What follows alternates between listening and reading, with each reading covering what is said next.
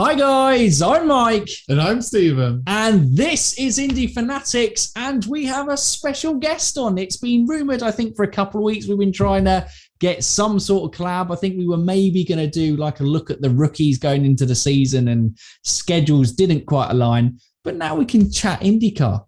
Newest kind of, I would say, YouTuber into the IndyCar scene. Dylan, he's making some fantastic videos out as our kind of time has gone away for feature videos from there. Dylan has picked up the mantle and said, let's get IndyCar in front of people. And yeah, we love it. And, you know, he's another Brit.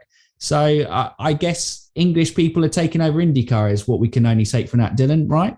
Yeah, I mean, we can only hope so. I'm joking. No. I mean, I think IndyCar probably, well, hopefully has a future over here a little bit more, because I feel like not enough people over here know about the series. So hopefully if we could even get a race over here, that'd be brilliant, you know. So yeah, no, we'll try and expand the IndyCar empire in the UK. So. Absolutely. We're spreading the IndyCar love one nation at a time. We'll start exactly. The UK. So yeah. Today we've got Dylan on to talk. We've got a little bit of a gap again because obviously the scheduling in IndyCar has been superb for the start of the season, with nice long gaps between races to build momentum in between rounds. Of course, awkward. But yeah, so we're going to talk about Team Penske today, who basically have dominated the first two races of the season, the most successful team in IndyCar history, the most successful team in Indy 500 history, and they've got two drivers finishing on the podium in both of the opening races, 1-3 in the first race, 1-2 in the first race. I guess we'll ask Dylan first, to put him on the spot. Are Penske back, and what does that mean? Because technically Newgarden's been a title contender, but it feels a little different this time. Yeah, I mean, obviously from the first two rounds we could definitely infer that Penske are back. With three drivers in the top four of the championship, and some dominant qualifying sessions and performances in general. I mean, I know Rosenquist qualified P1 for Texas. However, obviously that's another Chevrolet engine, And I was going to bring up the fact that it seems as if it's Penske versus Honda instead of Chevrolet versus Honda. But of course, you do have the McLarens in the mix as well. But yeah, no, previous decade or so has generally been Penske versus Honda regarding engines. So yeah, but no, Penske are definitely back with Scotty McLaughlin and Will Power as well. And Newgarden, despite a poor performance in the first round, was back up there in Texas. So I guess we then made it a pretty easy question. We've now ended this podcast. Yes, they're back. Yes, they're back. Easy. Thank you, Dylan. It's been nice to have you onto the channel. No. We'll delve into this a little bit deeper and what it kind of means. Obviously, we do what all fans do, is we watch a couple of races and we think we've predicted the whole season now. Yeah. We've seen the whole season and how it unfolds. So, Stephen, I'll get your thoughts. I won't leave you out there. You get. What are your thoughts on Will Power in particular? Can Will Power challenge the title? Is he going to get a second title? Because I saw after Texas, I was like, Will Power's P2 in the championship. What's going on? In the predictions, I was like, do we put Will Power as a dark horse this year? And you're like, no, he's done. He's gone. No. And he's just there. He hasn't won. But he's just been there in the races. And if Will Power is managing to put together a race weekend, they've got a good car, because he is accident prone if the car's not in shape. No, I was going to say I made the exact same problem with my predictions. I don't think I included Power in my top 10 at all, which is something that some people pointed out, but I genuinely thought that he'd have another pretty accident prone season. So yeah, poor from us there, I suppose. I know. Well, there's still time. I think, Dylan, what it had to come off was off the back of, we predicted a very strong 2021 for Will Power. I think I may have even said he would win the title or 500. I did something stupid like that, and was like, nope, that came back and bite me on the arse. So I'm going to go with caution on Will Power. So I'm pleasantly surprised by Will and how he's been. I guess No, McLaughlin's been the most consistent, obviously with a 1 and P2, but a P3 and a P4 for Will. And we have to thank Will as well at Texas, because it was his idea, I think, one of Will Power's many ideas that he wants to put forward to IndyCar, that they went out and did rubbered in the second line, didn't they, at Texas? And obviously that paid dividends in the race, because we saw far more overtaking in that second channel than second line that we've done in the last couple of seasons, haven't we? I mean, some of which from him with his double overtake, which was one of the best moments of the race, in my opinion. I think I audibly gasped when he did it when I was watching. So, he definitely provided us some entertainment on, last Sunday. So, yeah.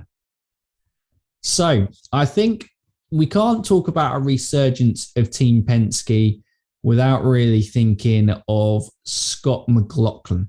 I think he had a very impressive rookie season without necessarily the standout performances that Grosjean did. Like a P2 at Texas behind Scott Dixon was very impressive and his best result last year. But he kind of, was under the radar. On the ovals, he looked pretty good. On the road and street courses, he looked okay, but looked a driver who was finding his feet. But he couldn't. Well, the only way he could literally have had a better start to the season was if he wasn't picked to the line by Newgarden in that second race. But I think that's pretty much just down to experience, and still a great result. P1 and P2 in the opening rounds is superb for him. So what have you made of Scott McLaughlin then? Oh, it surprised the hell out of me, I'll be honest. Especially that St. Petersburg qualifying session. I almost switched the telly off. I was like, okay, like Herta then Power or whatever, like, session's over, I'll assume that's how it's going to. And then Scott McLaughlin starts going quicker. I'm like, okay, because obviously that's not something we saw much last year. We didn't see any crazy qualifying performances from Scott. So yeah, no, it was brilliant. And I did worry at the end of St. Pete, like he controlled the race perfectly, performed very, very well. But I did worry that it would be a one-off. But obviously at Texas, we were proved wrong. And he showed that he is a serious challenge for this season. So yeah, no, I think he's a serious contender. Now I'll expand that to you, Stephen. Scott McLaughlin, he's done well. This is the time where I think we can start to let kind of dreams go wild. He loved qualifying at the Indy 500 last year. He was running well until I think he was one of many drivers that suffered a brake pressure issue, wasn't it, with the hydraulic system, where so many of the drivers ended up spinning out in the pits. I think Will Power was one. Hunter Ray. It was a weird kind of problem that a lot of the drivers had. But he felt confident at the 500. Scott McLaughlin, Indy 500 winner? No, you can't. Yeah, there you go. Put anyone down for the 500. You can. No. Okay. Shine the dreams down. No dreams shall be had. But yeah, well, my main thing about Scott is he's not only performed on one type of track. It's not like we've done double street or double oval. It's a street and oval. He's shown he's got the dual skill set, if that makes sense, to compete. So what you're realistically waiting is for the triple threat. Can he perform on road courses? We've got a while until we got a road course, haven't we? Because I guess we got Long Beach, and then it's the IMS, right? No, it's Barber. We've got the start of May, haven't we? I think it's the first one, which was our season opener last year, wasn't it? I guess I'll throw it back to you, Dylan. It was a bit bold to go, you can never predict a guy in the Indy 500. That is literally picking names at hat, because I don't think, as much as you would feel good about Helio Castroneves, it was still a very outside shot that he was able to secure that record equaling fourth. But Penske have really struggled at the 500s. Does this early momentum kind of show signs that going forward in the Indy 500, especially Texas, the only other super speedway on the calendar, do you think we're going to see a much stronger showing from Penske this year at the 500? I think we will. I mean, this could age horrendously, but I genuinely think we will. That's why I put you on the spot. I'm waiting to clip it and go, yeah, I think they'll do great. Penske out bump day. No drivers make the 500. I mean, obviously, Power really nearly got kind of bunt last year, didn't he? But yeah, no, I think Chevrolet in general have a much better overall package this year. So I think yeah, this is just some good momentum at the start of the season. Like you said, Texas is the other super speedway, so definitely. I don't think there's any reason to assume that they won't be after their performance at Texas. So fingers crossed. Team Penske, go Penske. Well, it is always nice to see them up there, and I think all three of the drivers are really likable in their own way. I know Will Power is maybe an acquired taste for some, but I find him incredibly entertaining, and there is no doubting he is a hell of a talent and probably should have won more within the series. So if he somehow pulls out a championship this year, I would be baffled, but I feel that time's gone. I'm not going to say Scott McLaughlin's going to win the 500 here, but Will Power's going to do the double. Okay, there you go. Dreams can happen as long as they're not Scott McLaughlin. So only if they're Will Power. As long as it's just Will Power. Exactly. Wow, all the New Zealanders are unhappy, but the Australians are over the moon. Yeah, fair enough. You know the photo of Will Power flipping the bird off to the march of that used to be my phone background. I absolutely love his moments like that. They crack me up, man. They're so funny. In his own way, he's kind of like the Kimi Räikkönen, I think, of IndyCar in terms of just how unique his personality of. I don't really care. He deeply cares, but he doesn't really care what he says or does. He will always go, well, if IndyCar start listening to me and my great ideas, then, maybe we listen. Like Scott McLaughlin's won the race. He's got a podium, had a great race, and he's still moaning about blue flags. He completely ripped Jimmy a new one, I think. He was like going like, oh, I thought Jimmy was fighting for a podium. No? Oh, yeah, no. Okay, that's classic. Oh, yeah. Now, I feel like if you know Randy Orton from WWE, I feel like there are some parallels between those two. The way that the part of their career that they're in is very, very similar. Because it's almost as if they both just don't really care about what they're doing anymore. They're just there. So, well, they love what they do, and they're just they're not going to apologize for anything. They're just going to enjoy every moment that they've got there. They can't get dropped because they're so kind of infamous in their own right. So yeah.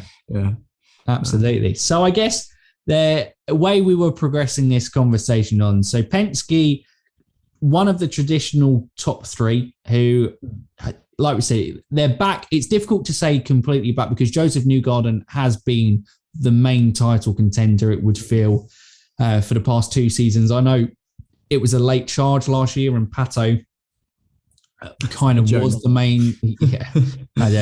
Don't bring up Pato for Steve, just the heartbreak in Steve's face. It just Ed Jones, he's still not over it. I shouted at the telly as well, don't worry. I think Stephen cried at the time.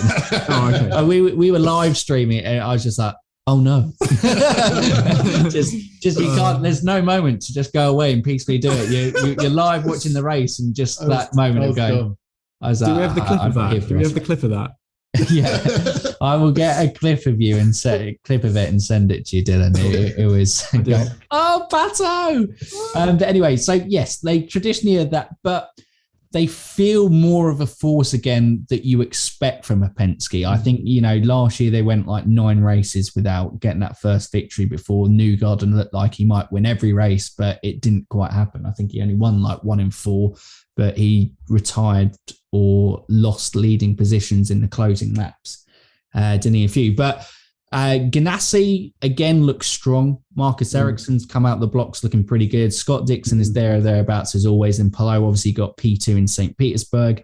They just look like they're going to be challenging up there. But Andretti, again, Andretti things. I think that's now a thing I'm going to make. Andretti things. They feel like the Ferrari of the world. When Ferrari are going through that stage where you're going, oh, Ferrari look great today, and they find a way to completely mess things up. That seems to happen there. Colton Herta, I know he got like a P5, was it P4? Actually in St. Pete, and Grosjean P5, but they just, I don't know. The last couple of years has really been like. they don't strike you with confidence of a team that can challenge consistently at the top. Yeah. And I guess that's a worry for the series. Yeah, I mean, I was going to say, obviously you have moments like Herta's brilliant qualifying performances, and kind of times like that. But I want to kind of put it down to 2 unlucky first races for them, and still kind of keep my fingers crossed that this isn't going to be a trend this season. Because I still think would put money on Grosjean winning at least one race. I think Herta's definitely going to win a race. You know, most people will still put Herta as a title contender, regardless of kind of even how he does next race, because of how much pace he has showed in the past. But yeah, no, it was an odd one really. And I think, to be fair, the biggest talking point for Andretti was last race is Devlin Di Francesco too dangerous? So. Yeah. No, I think it's just a rookie thing, but hopefully not. Absolutely, I think was a rookie thing. But when there are 3 incidents out of the 5 cars that retired in crashes, I think, and you are involved in all 3 incidents as the inside car, it doesn't look great. I remember my mate saying to me, God, this Di Francesco bloke is a danger to humanity. it just really made me laugh, because it was every single time there was an incident, he just seemed to be there. And I was like, okay. So, yeah. I think he was just a magnet for the day, wasn't he? Yeah, you know, look, he's going to improve. He's going to get better. I think Graham said it in his interview, you know, he's a talented kid, but yeah, he'll learn from it. It was rookie mistakes, but yeah, it's unfortunate for those guys, especially someone like Carl Kirkwood, another rookie. He was having an amazing day.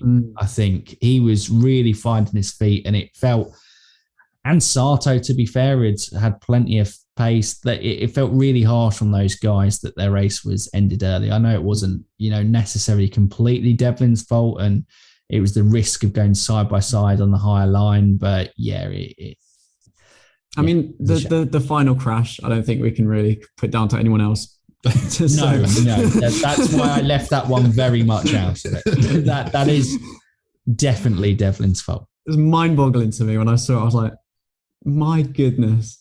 Like, last time I saw something like that, it was probably like F3, you know, something like it would have probably been a lower down category when I saw some driving like that. But it's one of those things. I mean, if I were to put myself in an IndyCar as a rookie, I'd probably do the exact same thing. I probably wouldn't even be able to drive the car firstly, but like, you know what I mean.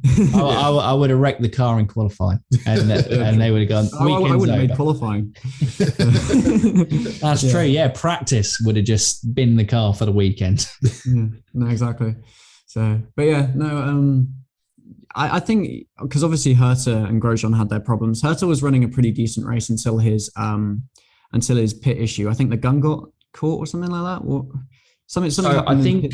I think Colton's his gun on his front left on the last round of pit stops. That was it, wasn't it? Grosjean, I think he had an engine issue where it basically was smoking and he had to pull out the race. But yeah, it was. And then Rossi jump started and then had an issue. So yeah, not a great day all around for Andretti. So yeah, and I think Rossi probably, as well, I'll throw it to you, Stephen, because we haven't been able to do a race review technically together, and I was speaking about the Rossi bad luck. What are your thoughts again on Rossi? We've spoken about it last year, and I think I said I feel he needs a fresh start.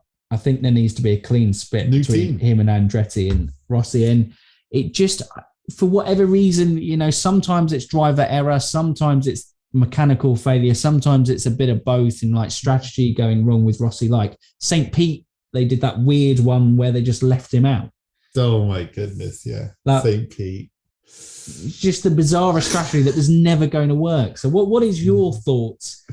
Rossi in particular is such an enigma, because I think we said in our preview, he gets forgotten about how good a driver he is, but the more it goes on, the more he's going to be forgotten. I always have so much hope and I always get hurt. Well, yeah, I guess you can't really see where Rossi would go outside Andretti, though. You think Andretti's really his best bet, unless he tries to get a Penske seat. But yeah, I feel that ship sailed, because I think it was back in 2019 he had an opportunity with Penske, and that deal didn't come to fruition in the end, and he stayed with Andretti. And since then, it's not been great. I could see him doing a Pagano, to be honest, and go to a smaller team though. I could see him maybe going to like an AJ40 or something like that. Like in the future, I think if he were to go anywhere, it would be either one of the smaller sides, or if because obviously there's loads of rumors about Award at the moment with his McLaren involvement at the end of the season. Who are McLaren going to go for if Award leaves, for instance? McLaren could be open to Rossi or someone like that, who has experience. So, I mean, there are endless opportunities, really, apart from the ones he's already kind of pied away. But yeah, so can he reinvent himself there? Well, I think McLaren's an interesting one, because I think that would be a really likely destination for me, because that, McLaren are going to invest a lot, I think, within the IndyCar setup. And I know it hasn't been the best start to the season for them, but they feel like a team that are destined to keep investing until they compete regularly at the top. And if it's Pato or whether it's Felix, I know Felix got the pole, but if Felix doesn't consistently get it together, or they're bringing a third car in next year, they can keep Pato and Felix, and Rossi could be the superstar signing that they want to kind of fill that seat. And then that suddenly looks quite a strong, experienced IndyCar team, and it could be, that fresh start that he needs, wouldn't it? Yeah, because I mean, bear in mind where they've come. Obviously, they had Award and Askew, and now Award and Rosenquist. They kind of need one of the big boys to come in just to kind of lend their experience to the team, just for motivation, to a certain extent, because it would be nice for them to have an Indy 500 winner in there, blah, blah, blah, blah, blah, this, that, the other. So, I think McLaren could see some changes in the next few years in the IndyCar scene. So let's just hope they do better than they are in F1 at the moment. Yeah, it's not been. If you're a McLaren fan, you're like, you're buzzed for the start of the season, and then you go, is it 2023 yet? Yeah.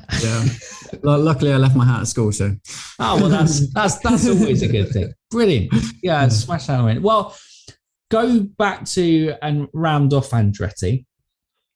It'd be interesting to hear both your thoughts on this. Obviously, it's been quite a clear plan. It has now emerged that Michael has a big interest in Formula One. And taking the Andretti name to Formula One. And I don't know what that looks like. I think I spoke a little bit, I don't know who we spoke on to talk about that. It might have been Tom Game, or it might have been with you, where we were discussing maybe Michael goes and is the team principal there. Maybe Colton Herter definitely goes there. So obviously it looks like the Sauber deal might happen. And so Colton's eye would have he'd gone on the F1 simulator on that basis. Michael was kind of going that. I don't think necessarily it's played a huge factor, but do you think that has played a factor that maybe Andretti have taken their eye off the ball with the obsession with F1? It's definitely a distraction. So, yeah, I'm not sure. I mean, I can't imagine he'd want to completely just forget about IndyCar because obviously it's still important and he's still got a very successful team in the sport. But yeah, no, F1's certainly going to be a distraction for him. But I mean, who knows? Only time will tell. I really don't have much to say about that because I have no idea personally. So yeah, I mean, we could see like kind of on a slightly different point, we could see Award maybe find his way into F1 with Andretti. Because obviously I spoke about this in some of my videos, so I know exactly kind of what people think on this because I had a lot of very passionate comments. But yeah, no, people think that Andretti and Zach Brown are kind of forming a bit of a technical alliance. And Herter going to the McLaren program is a bit of a favor from Zach Brown to train him up before Andretti get into F1 so that he has a seat with a driver who's kind of had the experience in test sessions and that.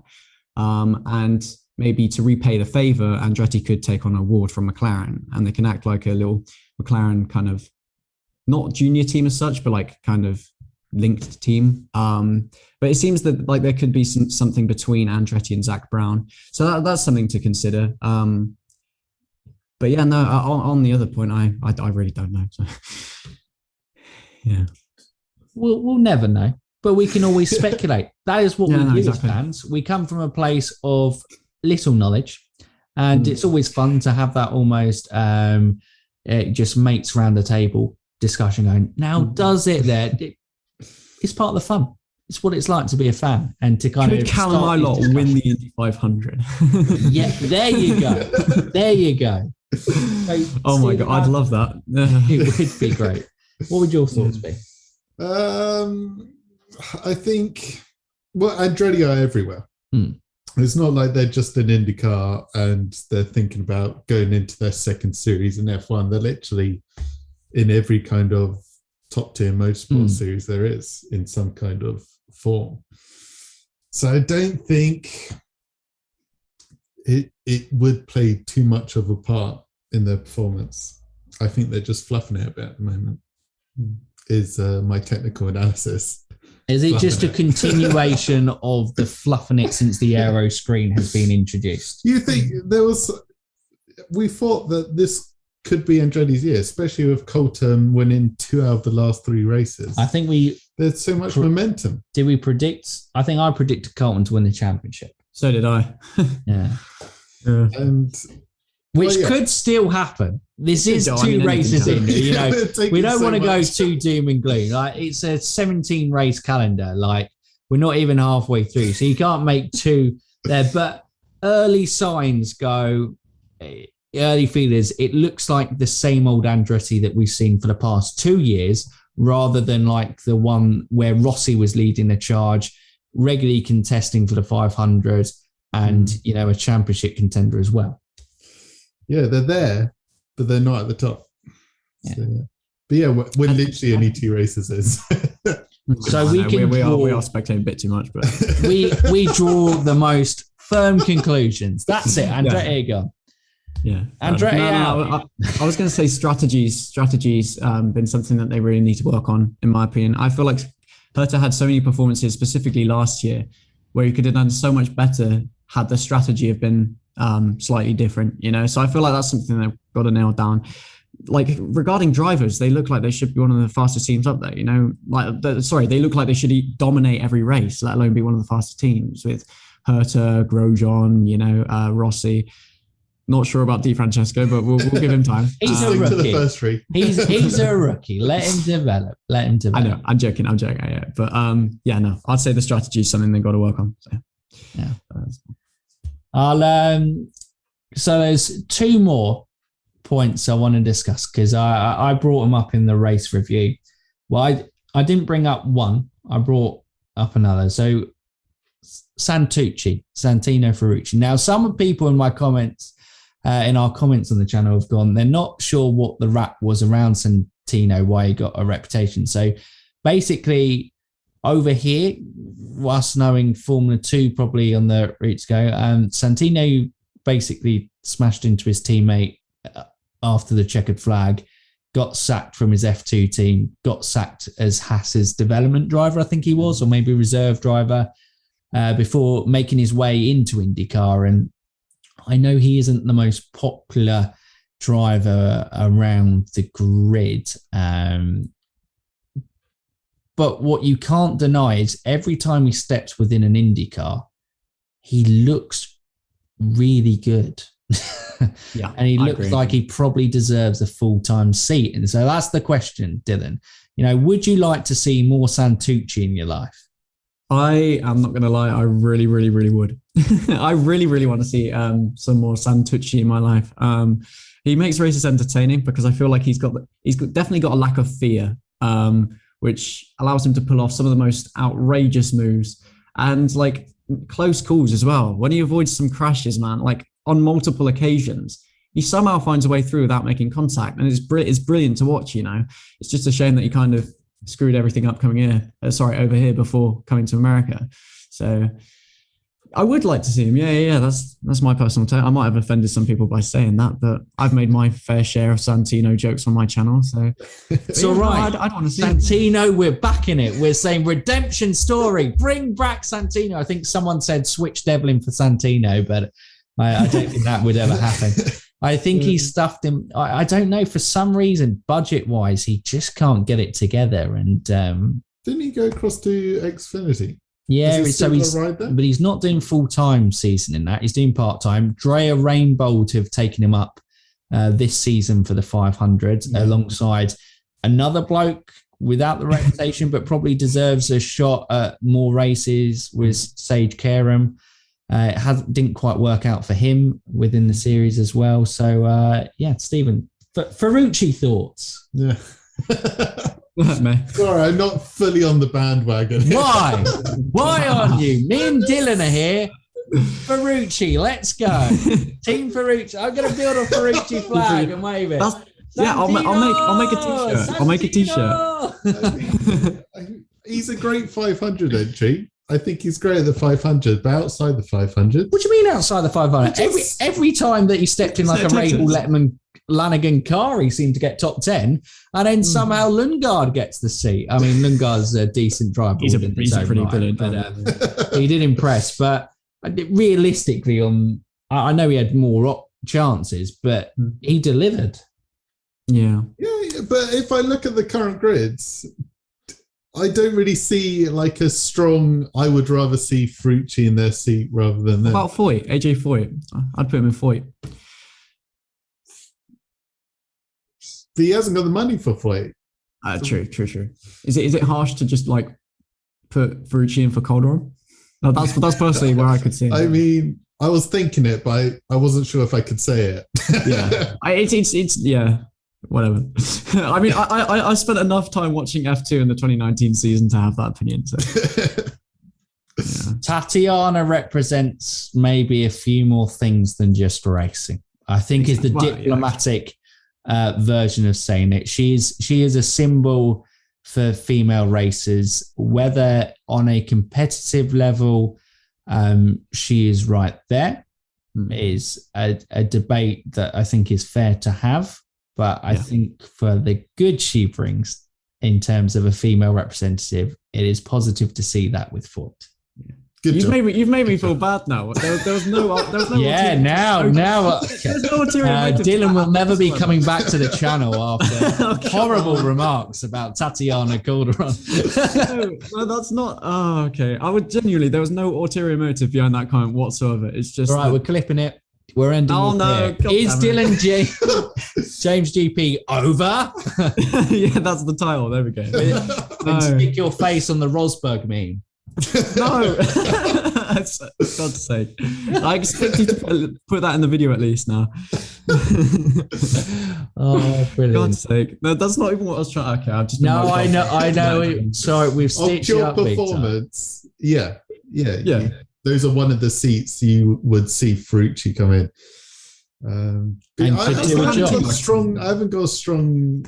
I'm not fully on the bandwagon. I wasn't, but I'm becoming more of a Santino fan every time. Every opportunity you get, you run about it. Yeah, last season, every time he came in that seat, because he did well. He literally was last in Texas and got 9th.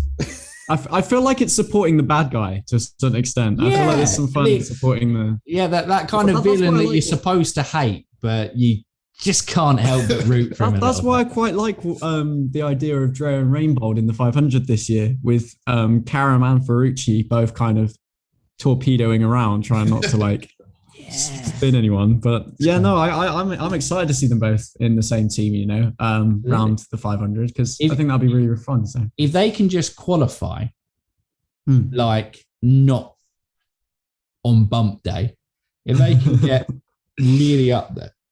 Yeah. I mean, Sage obviously. The great 500. He finished 7th for Jaya, and I don't think Ferrucci has finished outside the top 6. I could be lying. Maybe outside the top 10. I could have completely made that, but he's very strong at the 500. So they have a great 500 team, to be fair. But it's a perfect link into the next section, because Santino was driving for Rahal Letterman Lanigan last year at the 500 and for entries after, while they decided who they were going to put in the 45 car, and it turned out they would put Jack Harvey in and replace Sato with Lundgaard, because I think there was some sponsor politics that they had to navigate which number car that they put in. But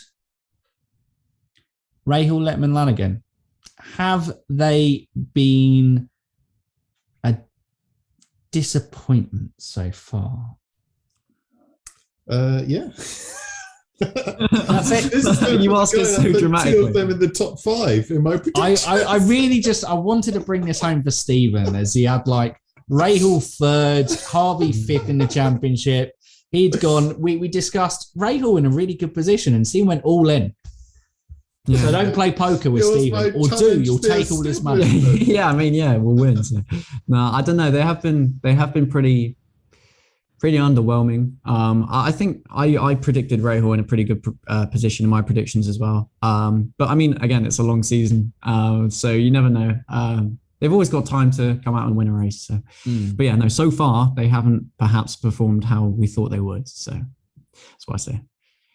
Early signs are the big question, I think, going into the season was, could Rahal find that extra 2-3 tenths that took Graham from regularly competing for 5th and 6th and consistently getting there to then securing podiums and maybe even challenging for the odd win. I know at Portland he was in a pretty good position for a large part of that race. But yeah, could they do it? And early signs probably suggest no. But well, we did get to see it at Texas though. But the oval race, because he was a victim. Yeah, I was going to say he was there, but Texas couldn't have gone worse for Rahal again. Harvey obviously had that bad crash, and luckily, he was okay, which allowed Santino!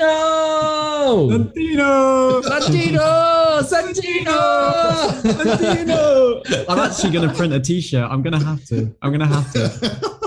Team will be on the merch store soon. So, and Lundgaard did a decent job. I think he finished. I think he did finish a lap down in the end because he had that issue. He tagged the wall, didn't he? I think in the later stages. But I think he damaged his wing. 14th, something like that. Yeah, he managed to limp all the way around the track with a damaged wing, though, which is something I can appreciate. Applaud.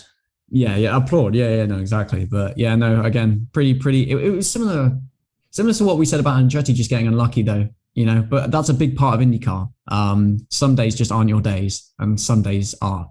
So it's one of those things. Is I always feel a bit guilty making sweeping judgments about the season based on 1 or 2 races because so much can happen in it. It's much easier to do that with F1 because you can just say McLaren looked bad this year. But yeah, no, it's difficult with IndyCar, so it's hard to say.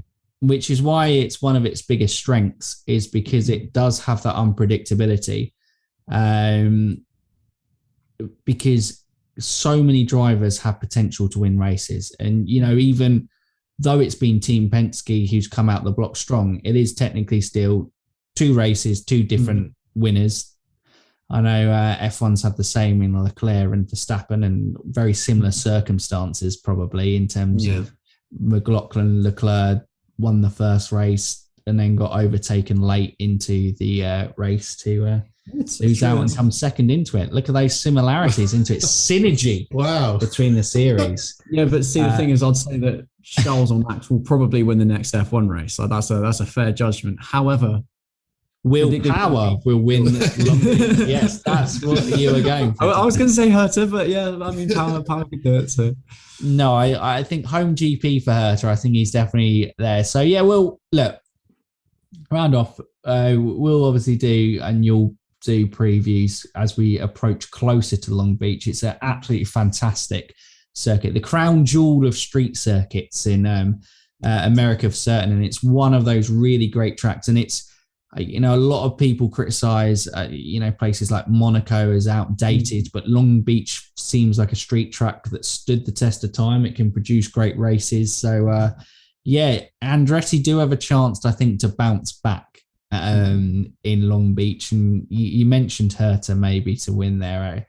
What are you, just a brief take of thoughts going into the 3rd race of the season? Well, I don't know.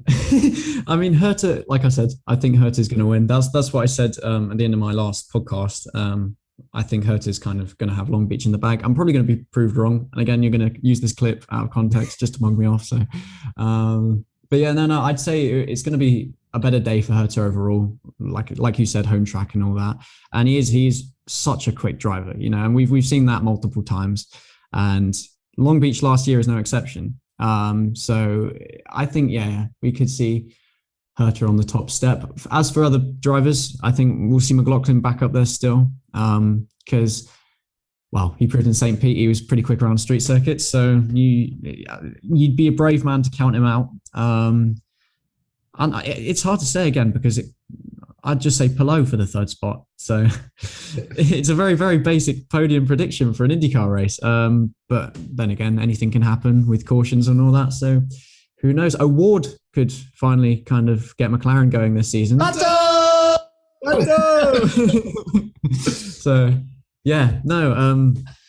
we'll have to wait and see. So yeah, see, Stephen. Well, isn't it not only Colton's home Grand Prix, but Honda's home Grand Prix? Isn't there a technology centre? Yeah, it's the high performance department. Acura. Yeah. Still be looking for a strong performance as a whole, because like we've kind of talked about, Chevy have been coming out on top, obviously again the first two wins. So I look at all the Honda teams, Andretti, Ganassi, and the rest. Yeah. Everyone else, Marvel fan. Yeah. Is the dark horse. I can get behind a Colton win though.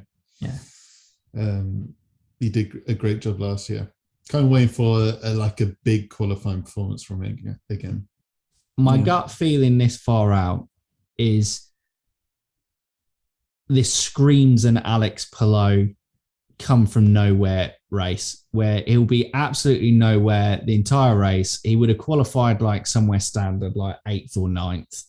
And he would have just slowly progressed through his field. It gets to the last 10 laps and he's chasing down the leader and wins the race. And you go, well, that's Alex for you. That's what he does. There we go. On the topic of Alex Palou, I felt really bad. Bit of a story. I made my predictions video and I put Palou 4th or 5th. And I said, I just don't feel like on pure pace that he's kind of as quick as some of the other drivers out there, like regarding quali. He commented on the video saying, ouch, that hurts, man, with the laughing face emojis. So ouch. I was too scared to even reply to the comments. But reply to him. He's a lovely bloke, Alex. I was terrified. I'll try and get him on for a video just to apologize to him for anything. So. Yeah, absolutely. You can use this as your platform to publicly apologize to Alex Palou. Okay, Alex, I'm really, really, really sorry for saying that. I don't know what came over me. And I hope we can be good friends. No. Yeah. I get what you mean about Alex. He's more of a race day man, in my opinion. I think he's a Sunday guy. I think his qualifying is strong and he's definitely got better, especially like Portland at the back end of last year. He pulled out an incredible qualifying performance, but he just has such consistent race pace. And in IndyCar, it's not only having that ultimate pace, it's having that consistent hitting your fuel numbers, managing the tires and everything. And I think Palou is just that complete package as a driver. Yeah, fair enough. Yeah, well, that seems a pretty good point to, I think, round off this podcast, Dylan. It's been a great chat. I hope you've had a lot of fun coming on. Yeah, no, definitely. No, it's been brilliant. I'll get you guys on mine at some point. So. Sounds good fun. And we'll leave this as a chance for you to plug Dylan James GP and your love letter to IndyCar and why you just love it so much. And you released a video, didn't you, of leaving F1 behind and joining the light with Team IndyCar. Yeah, no, I did do that. And working very hard on videos at the moment. So yeah, there we go. There's content over here if any of you want to go get it. So I feel weird plugging my own channel. I don't normally kind of shout myself out. I'd rather let the content do the talking, if that makes sense. So we'll just leave it at it's in the description or whatever. So. Unfortunately, Dylan's got the content to back it up. We just shout loud and go. No. You know what I mean. Because you're just trying to make me feel awful this whole podcast. That's what's going on. We didn't mean to. We like you, Dylan. No.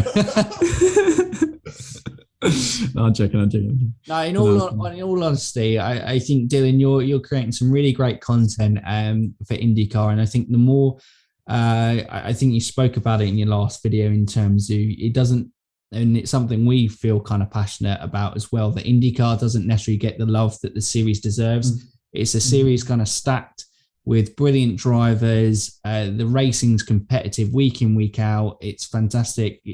A point we always think is fans are at the heart of the series. And if you're a racing fan, you know, you can be a fan of many series, and IndyCar is brilliant. And I think Dylan is making some superb content out of that. So if you are a fan of us and you are not subscribed to Dylan, and this is your first time seeing Dylan and hearing Dylan, and we haven't ridiculed him too much for you as he's been a brilliant guest, please go and check out his channel. There'll be links in the description below to do all that. And but yeah, I think that's it. That's it, Stephen. So today we've concluded that anything can happen, and Callum Ilot's going to win the Indy 500. So there we go. Yeah, there you go. Callum Ilott. Go Team UK. Yeah, UK. Santino. I was going to say, I was like going at that point, I was like, well, we haven't done the interviews as I know. UK. Yeah. But yeah, 500 will always be brilliant, and look forward as we get closer to May. The build up and the frenzy of the month of May will be brilliant to watch as always. So, Stephen, if they're new around here and they haven't done so already, what can they do? They can like, subscribe, and ding that bell. Ding it. So for now, you Indy fans, keep racing. Go. Yeah.